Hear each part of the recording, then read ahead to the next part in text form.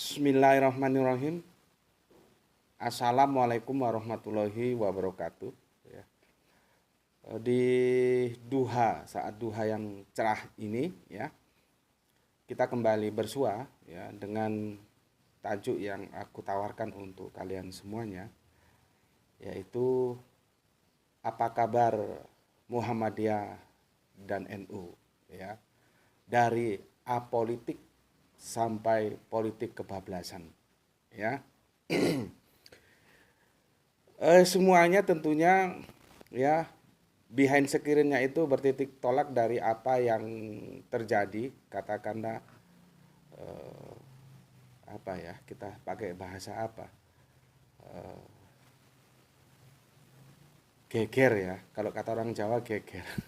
gegeran gegeran itu apa Indonesianya ya, yang terjadi di PBNU, ya, khususnya yang menyangkut di mana ketua umumnya itu diminta untuk mengundurkan diri atau diundurkan. Kira-kira kurang lebihnya seperti itu, ya. Dari situ sudah banyak yang bahas, ya. Kalau kita baca ada yang berupa tulisan, ada yang berupa video, ya, bagus-bagus bahasanya. Kalian bisa pilih, bisa ikuti, ya. Sekarang informasi sudah terbuka.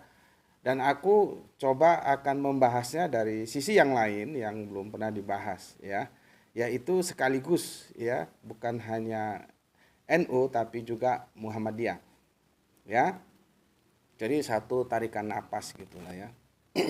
Maka tajuknya apa kabar Muhammadiyah dan NU dari politik, dari apolitik, ya, apolitik bukan politik. Dari apolitik sampai politik kebablasan. Ya, kita mulai dari NU dulu. Kalau kita baca itu, ya, sebetulnya permasalahannya ada dua, ya. Di samping permasalahan lain mungkin ada juga, yaitu internal NU lah yang paling tahu, ya, pejabat-pejabat intinya. Bagaimana terjalinnya hubungan dengan Israel, ya. Berikutnya tentang perpecahan di tubuh NU yang karena politiknya itu tadi, langkah politik yang kebablasan menurutku, ya. Oke, yang dengan Israel itu tidak kita bicarakan dulu, tapi aku kasih kisi-kisi gitu aja lah, ya, kisi-kisi. Jangan lupa, ya, apa yang dilakukan Gus Dur dulu terhadap Israel itu adalah sebuah tindakan, ini lagi-lagi orang di luar Jawa ngerti nggak? Gus Dur itu ngintir, bukan kintir, gitu loh, ya.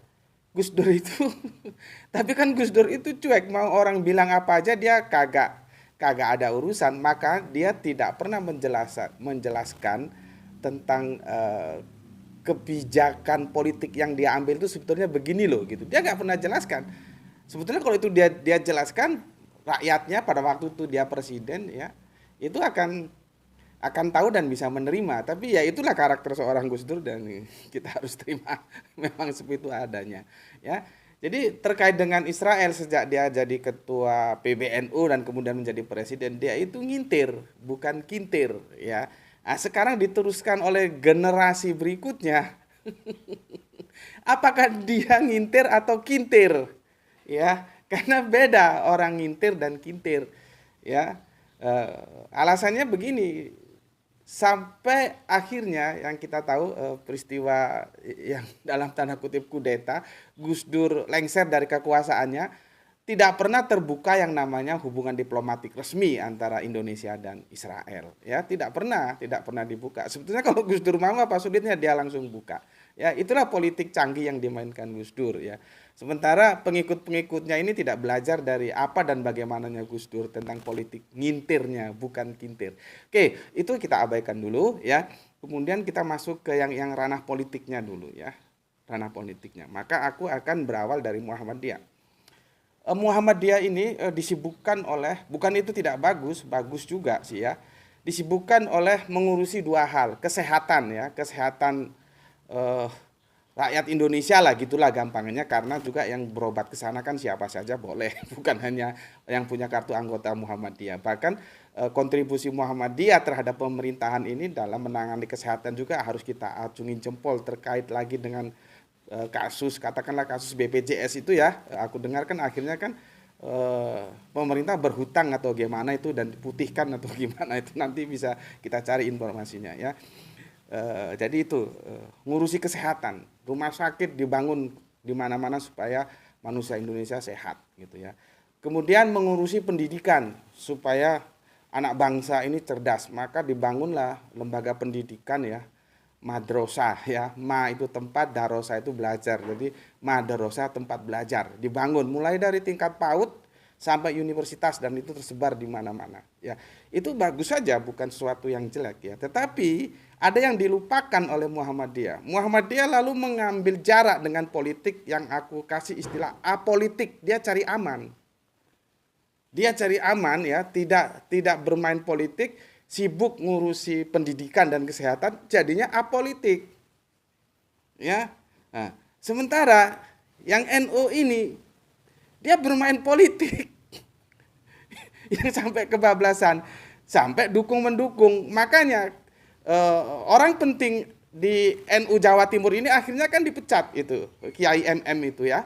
Akhirnya kan dipecat karena berbeda wawasan politiknya. Yang satu si MM-nya ini dukung ke sono ya.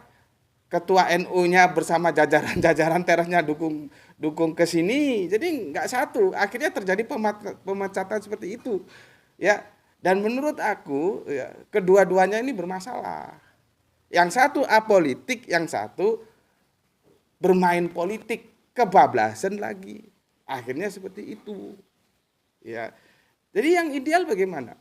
Aku memimpikan kedua aset bangsa ini, NU dan Muhammadiyah ini ya, berbicara dalam riak gelombang perpolitikan Nusantara ya, dalam aktivitas menyuguhkan tata kelola negara yang memberikan kebaikan bagi seluruh rakyatnya, itu adalah mereka jangan jauh-jauh dari politik ya, tetapi posisinya ya NU dan Muhammadiyah ini jangan sebagai pemain tetapi sebagai wasit di dalam perpolitikan ya, karena kita tidak bisa lagi mengharapkan ya apa yang ada di gedung DPR sana.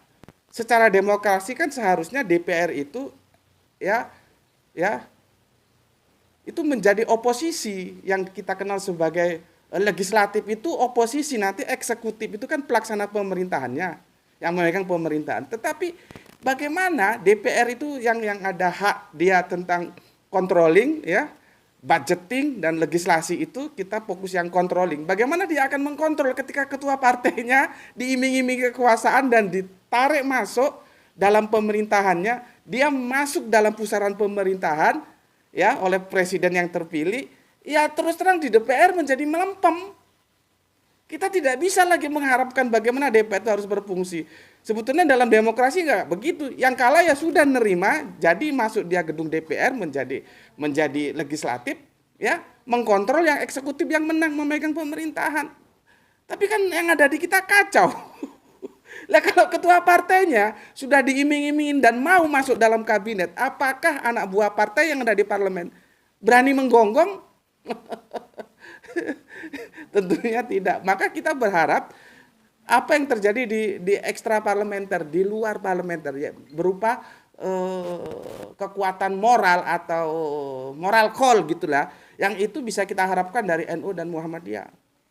Bagaimana kita memposisikan ulama ya dari kedua organisasi besar aset bangsa ini ya, dari NU dan Muhammadiyah. Jadi semua keputusan-keputusan yang diambil oleh pemerintahan itu harus restu dari NU dan Muhammadiyah.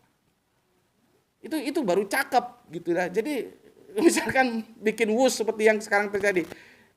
Jadi ketua NU, ketua Muhammadiyah boleh panggil tuh presiden, coba sih jelaskan gimana. Nanti kalau utangnya membengkak gimana? Jadi ada controlling. Kalau sekarang kan kebablasan akhirnya seperti ini. Itu memang kalau kita lihat apa yang aku tawarkan ini menjadi sesuatu yang fundamental perubahannya ya, memang begitu. Kita memposisikan ulama di atas para penguasa-penguasa yang struktural ini ya, karena jangan lupa ya, sumbangsi para ulama, tokoh-tokoh agama dalam memerdekakan negeri ini itu tidak bisa dibantahkan ya, tidak bisa dibantahkan. Begitulah adanya ya. Lalu setelah Indonesia merdeka, para ulama itu tidak bersuara, habis dikangkangi oleh para politik-politik ya, juragan-juragan partai. Seolah-olah negeri ini punya mereka dan mereka bisa menghitam putihkan negeri ini. Karena keputusan-keputusan semua dalam kehidupan kita itu diurus oleh politik. Nah, kalau kita jauh dari politik, kita akan dihabisi oleh politik itu sendiri. Tapi kalau memposisikan ya ulama, NU dan Muhammadiyah itu menjadi level teratas untuk mengkontrol tata kelola negara, itu menjadi cakep gitu ya. Itu menjadi cakep. Itu yang bisa aku sampaikan dalam waktu 10 menit ini. Apa komentar Anda? Silakan tulis di kolom komentar dan aku tunggu. Namanya sebuah informasi dari kalian juga aku harapkan. Matur nuwun. Assalamualaikum warahmatullahi wabarakatuh. Alhamdulillahirabbil alamin.